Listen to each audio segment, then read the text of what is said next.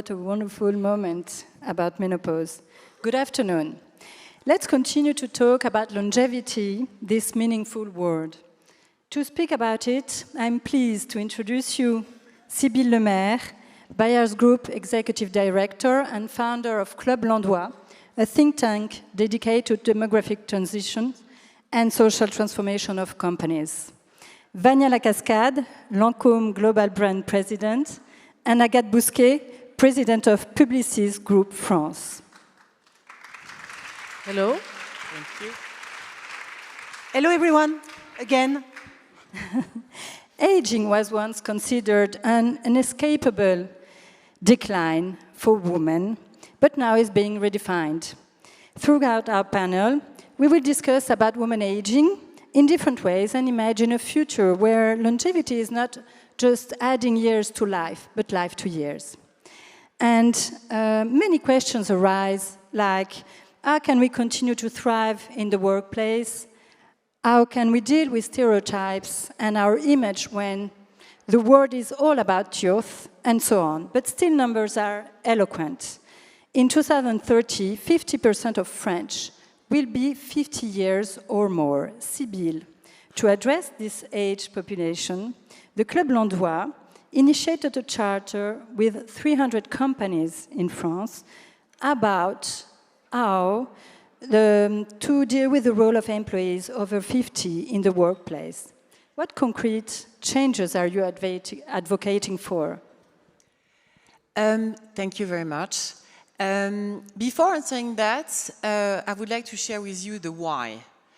So the Club Landois is actually a do tank that gathered the French largest company to work and address the impact of the social impact on the demography and on the challenges of our demography.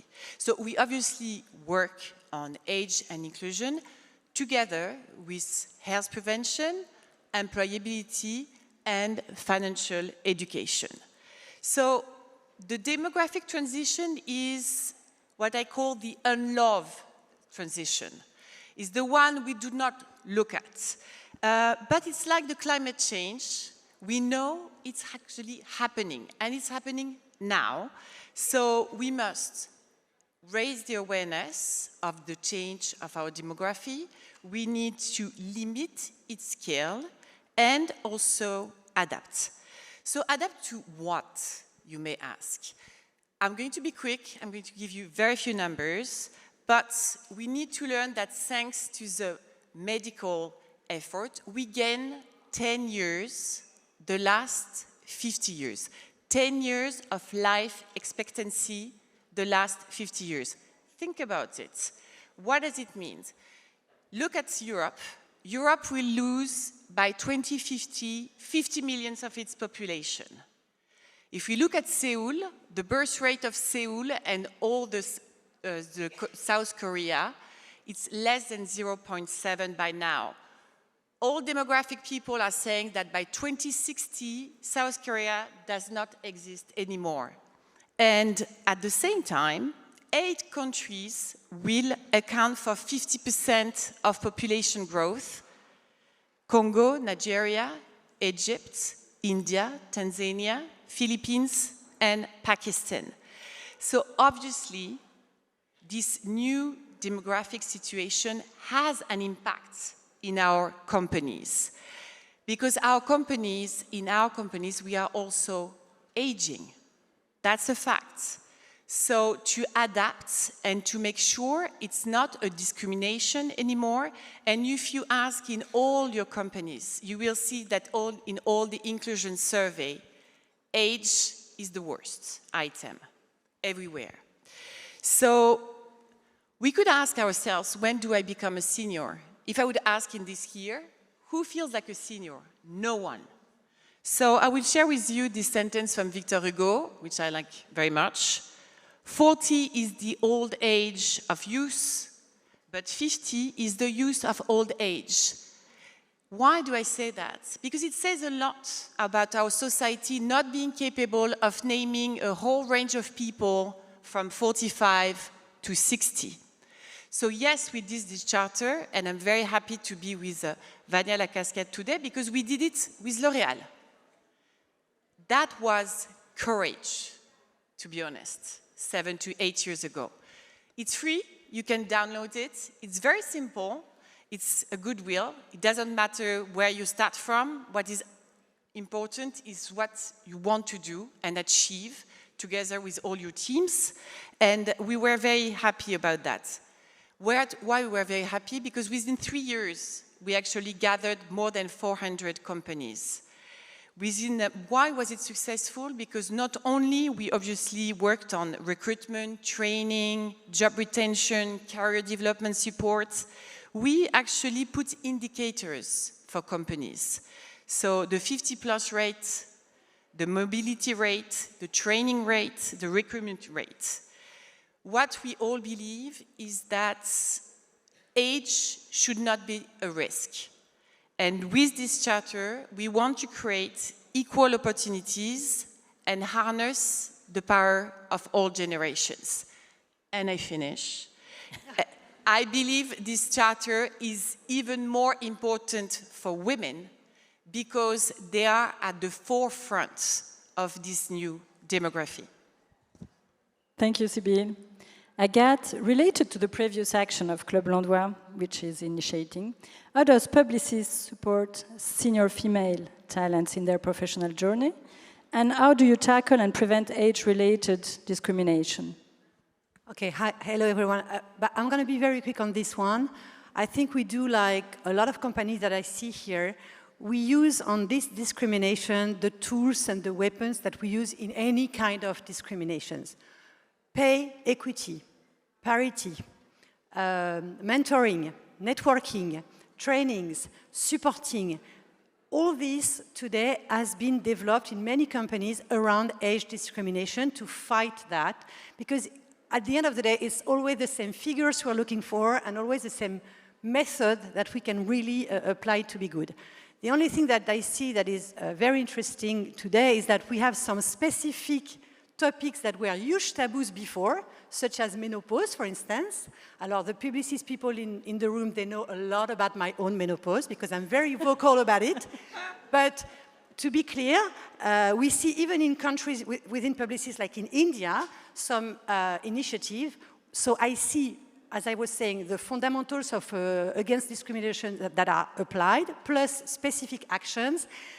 And also, I see some things coming, and maybe I'm going to be wrong, but I feel that with AI, I know that we cannot have a meeting without saying AI, so I'm not going to talk about AI. With AI, I believe that we will value and champion more and more the senior people. So I believe that one day we will be happy to say, yes, I feel as a senior, because in an AI era, I feel valuable. Why do you say that? Yeah, because, you know, it's super tough to work in an era where AI is growing everywhere. You need to be super experienced. You need to choose and select the right ideas. When you have more ideas than ever. For instance, in terms of creativity, thanks to AI, we have never had so many ideas on a brief. But most of them are not interesting, so we need to select them. And for that, you need to be much more experienced than ever. Which means that aged people can make the difference. Yeah, exactly. Thank you. And what are we have to speak about stereotypes because representation is key, actually. What are the main challenges in the advertising industry when it comes to portraying age in credible and empowering way, especially about women, avoiding cliché and stigma? Can you share a case study for us? Okay, alors I'm not going to share a case study because the best case study ever about this is Lancôme. So Vania is going to do it much better than me, but maybe I can give you a few trends. First, it's true that my industry, and I'm going to be courageous here, for decades has been obsessed by youth, right? And especially in the beauty sector, it's true that aging was a defect to be corrected. So, and when you see the anxiety of the young generation today about age, you can feel that we are still feeding the world with a message of perfection, for sure. Still, I also believe, and I also see every day, that marketing industry and advertising industry is playing a new role, showing that beauty does not expire, beauty evolves. And Lancôme is a great case about it, evolves, and we can see that, for instance, more and more we care about authenticity, to show that a product is performant, credible, in a world where we are older than ever, but we use not fake models, we use people that are older, and we see more mature models in advertising. Also, we champion more and more charisma, and this is what you do very well. Charisma, cultural influence. We reward the experience of the people we see in advertising, not only just youth. For instance, we can have models that were supermodel in the 90s that are still everywhere on social media. Look at Cindy Crawford, Pamela Anderson, whatever. They are still here because they have a cultural influence. And also, I think more and more the next frontier, it's not youth and beauty, it's beauty converging with health. So the next frontier is longevity. And this is where it's very interesting to see how we use longevity as also an argument in advertising. Voilà. So it has evolved a lot, and my industry, we did mistakes, is playing today a huge role in terms of avant-garde and to show how beauty, yes, can be older. Good, very good. But since images sometimes are more powerful than words, let's start with a video of Lancôme.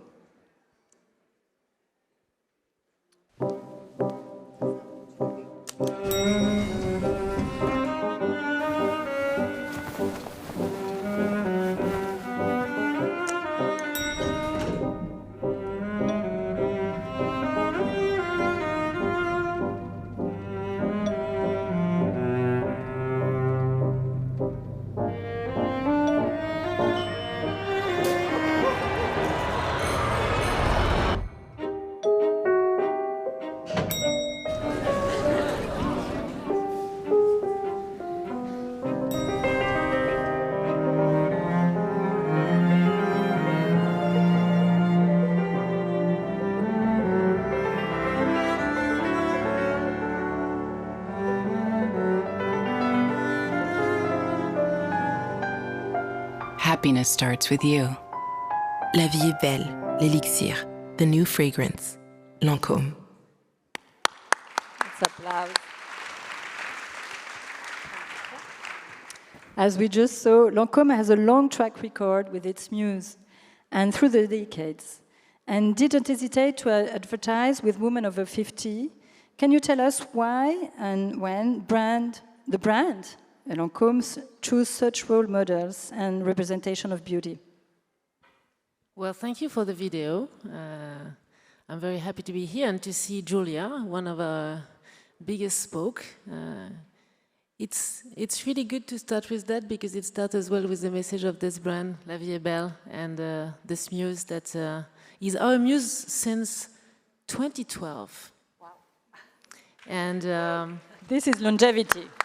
That's about longevity, and that's about a strong relationship that we are having with our muse. I think representation of women, of diverse women across ages is something that is there in Lancôme for a long time. You know, this year the brand turned 90 years old. Wow. So we are just in the middle of the celebration of this big anniversary. And it's the #1 beauty brand in luxe worldwide. So I think it's a great responsibility as well to have this representation and the brand to build what we call the Lancôme Collective. So the Lancôme Collective is those powerful women from Julia to Isabella Rossellini, all the way to Aya Nakamura or Olivia Rodriguez. They come with their diversity, with all the facets of women. And I think it's important to have this representation because it creates conversation across generation. It builds as well trust across the generation. Even myself, I would talk with my young girls about obviously they are more attracted by Olivia. When I talk about Julia, we are exchanging the perception we have on beauty and on aging.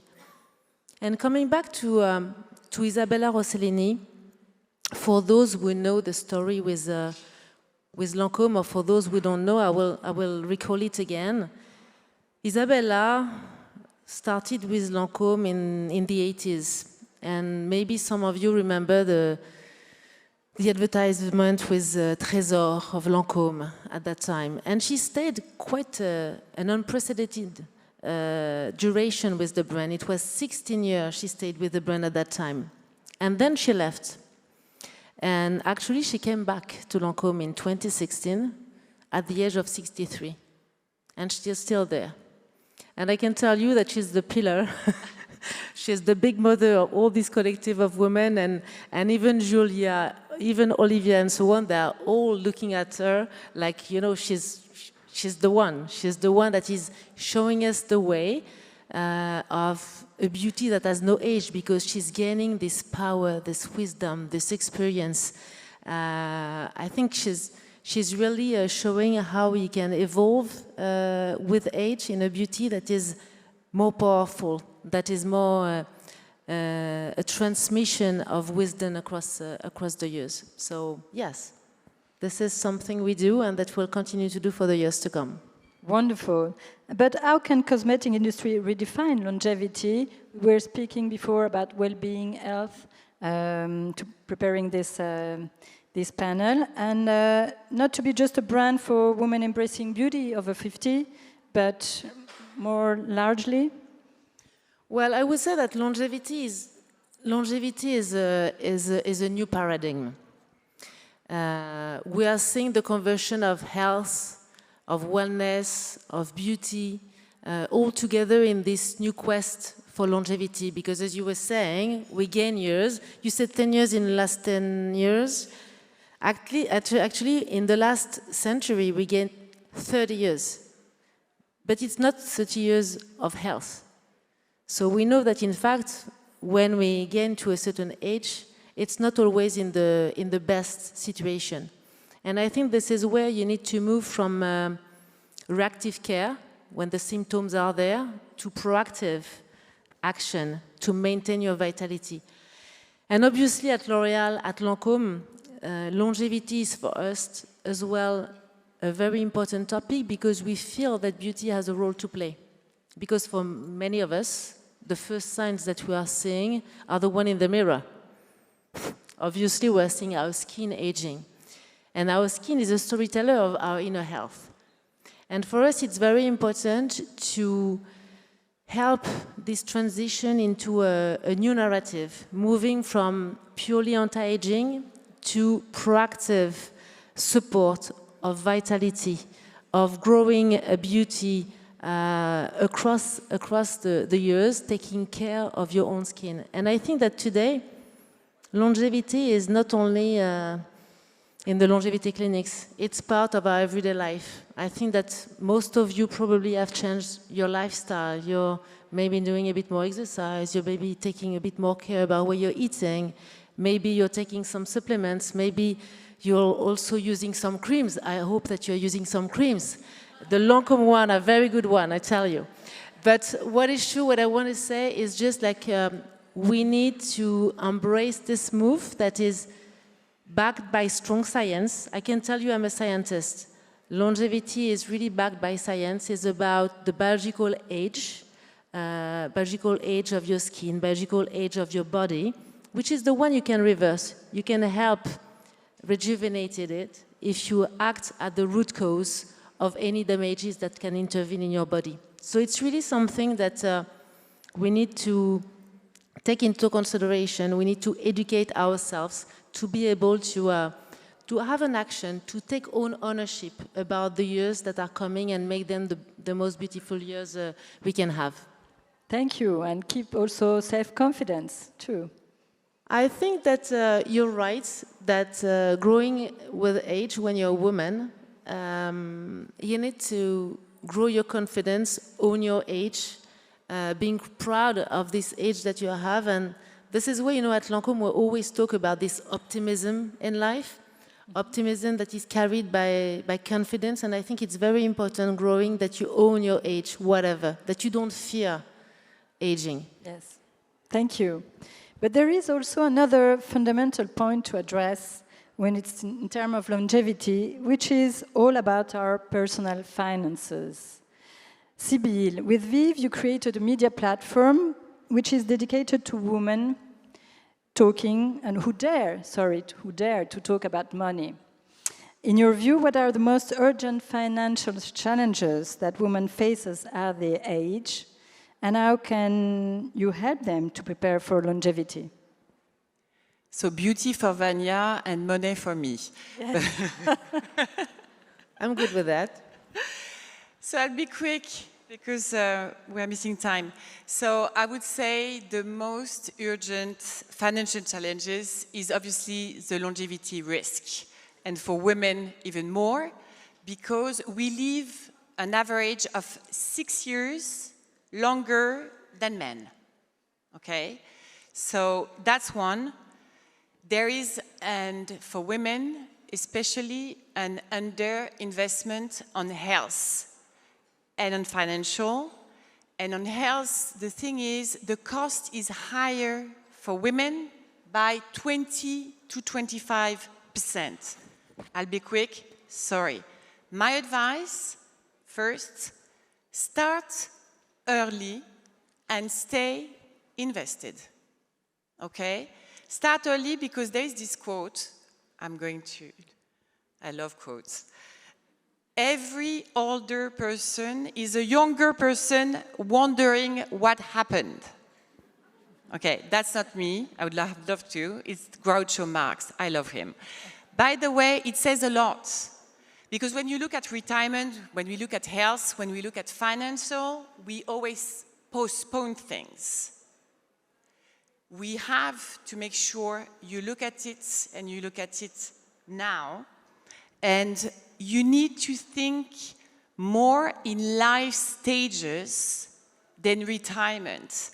Because with longer life, obviously, we have more period of fragilities, such as, obviously, caregivers. We don't have time to talk about it, but the one who look after old people are mainly women. So you have to organize the time for education, for your own employment, and obviously for your financial, and how to make sure you can be independent and all this. And we need to actually switch from a saving, a mindset of saving as security to wealth as empowerment. Saving for longevity. Thank you so much. I have a last question for the three of you. Courage is the key word of this year's global meeting. How can we handle it to transform how we view women aging today in a concrete way? Few words. For me, courage is about seeing the life in the positive way. It's about optimism. And I think it's a choice, it's a courageous choice to always look at life on the good side. It's not easy every day, but I think that it helps you to make every day count. Myself, I'm doing it by being fully present. Either I'm at work or I'm at home, but the day I'm in, the moment I'm in, so that I can also focus my energy on what is counting. So be optimistic, see life the positive way, see the glass half full, not half empty. Thank you, Agathe. I 100% agree. I may add something. I think for me, in our courage, we need to put, and in our action in general, a lot of creativity, because it's not okay, the world. But we should remember that in my industry, a few decades ago, it was men act, women appear. So it has moved. So yes, optimism, but also creativity in everything we do, so we don't go back to men act and women appear, okay? So taking action, actually. And Sibylle, a last word, least but last. For me, it's lucidity and education. And what I wanted to share with you is what I know today is that if I had spent as much time managing my finances as I do my skin, thanks to Lorelai, I would be rich by now. And this is the final word. So I'm pretty sure you have a beauty routine. Find your financial routine. Thank you so much.